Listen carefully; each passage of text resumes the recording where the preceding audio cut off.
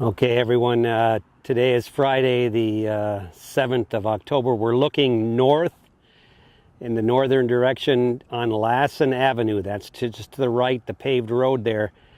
Up where the left side of the road where the trees are, that's the headquarters of Farming D with Scott Schmidt.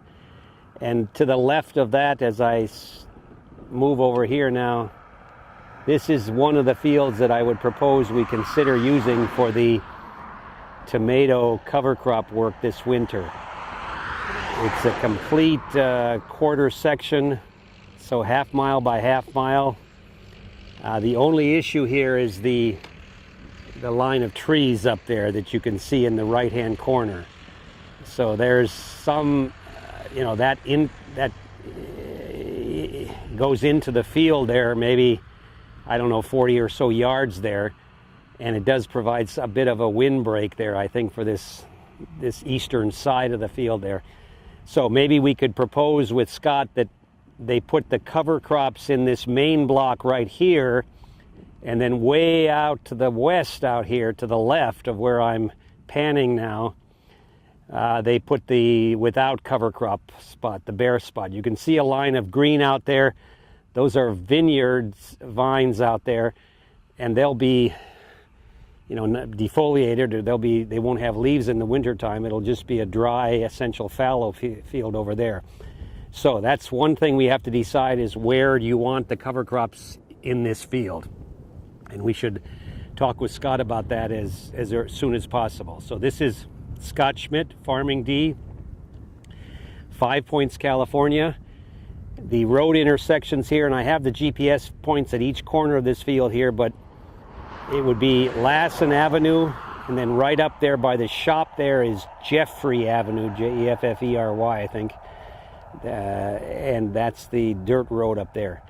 Okay, this is one site.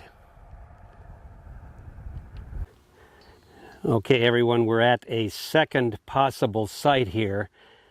This is at the University of California West Side Research and Extension Center's field station here. What you see here, we're looking south, down and in the middle of two adjacent blocks of land. These are currently under the linear system here. They're under my, I guess, disposal or jurisdiction, whatever you want to say. They're under our projects here, but each one of them is about 1,200 feet long. So what you're seeing is all the way down to the end of the spans of the pipe, 1,200 feet. And then each width of these is 300 feet wide in the east-west direction there. So if you can see those green plants over to the left top corner there, they're in another block, but each block is 300 feet. So a total of 8 acres per side here. You got 8 acres there in front of you there, and 8 acres over here just behind the pivot. 1,200 by 300 feet each of those blocks. So I mean, we could easily frankly use the overhead system to irrigate similar amounts as a starting condition, plant the cover crop on one side, and then or you could even get 2 replicates out of here if you want to do what Daniele said and break it up. That's another option here. But we could certainly, I don't think they would balk at this. We wouldn't put that much water in, and we just go largely by rain fed. But it would allow us to have perhaps initial conditions that are similar here. So I point this out to you just to say that this could be one of those more controlled sites that we talked about in that meeting that Daniele was bringing up there. So Site 2, it's a possibility. I don't know if we'd have any problems here. I hope not, but who knows. Okay.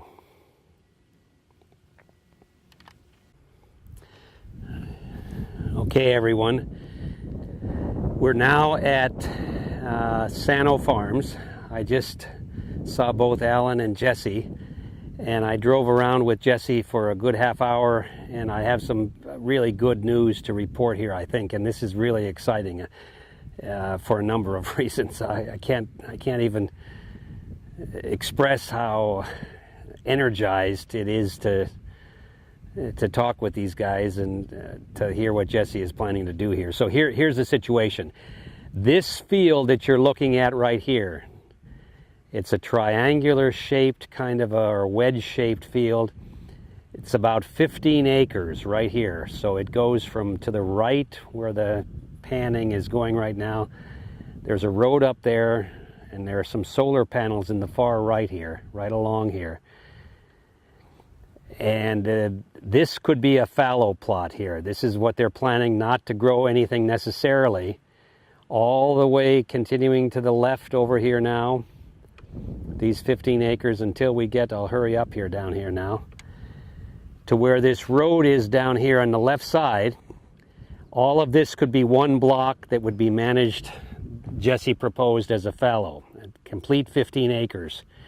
To the left of that here, or to the east of it, this whole next block over here, which is much, much, much larger, they intend to have cover crop growing over here. So this entire block to the east here, all the way as far as you can see over to that house over there, is going to be cover cropped. Now, I asked him about, tomatoes would be going next year and perhaps even the year after that. And I asked him also about the opportunity for putting in tomatoes in this little wedge thing over here. And Jesse said they'd be willing to do that, and then we would have the plus or minus cover crop comparison there. There's drip already in this field over here, the wedge-shaped field there. So, I mean, that's just a huge, tremendous kind and generous accommodation if they want to do that, or if they can still. That's still up in the air, but Jesse offered to do that. So there could be that gets into your economic trade-off stuff, Alyssa and Samuel. They'd be willing to do that there. So another reason why this is a very nice field, if you look straight ahead there, that ridge down in the background there, that's actually the canal. And I could get to this field here on a paved road up on the canal during the winter time and not have to worry about going through the mud through Allen's fields here. So that's another benefit of this whole thing here in terms of access during the winter time when the rains come. So I won't go into all the other things that we talked about that are really fabulous in terms of their own planning and everything that are very interesting to me. But I think this could be a very useful potential site here, and I wanted to bring this to your attention here. I took all the GPS points there, and I'll get those on a map to everyone here.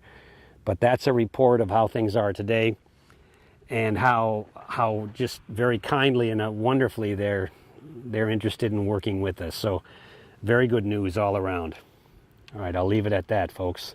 Everyone have a good weekend. I'm going to try to put these videos together, and then we'll leave it up to you for the next steps there. Well, I just wanted to end here with kind of an upbeat, motivational encouragement for teamwork here within our project. I hope you all can gather from my voice and what I'm saying here how utterly exciting and really great this is here. What Scott and Jesse and Alan are volunteering to do with us is nothing short of a fantastic opportunity that I think we have here. So I'm excited about this because it's going to lead to some important information, I think, that together we can all contribute to developing and producing. But it's just really nice to work with folks that are so committed here to what they're doing. And also, I think we have a huge obligation now to do a very good job at what we're doing.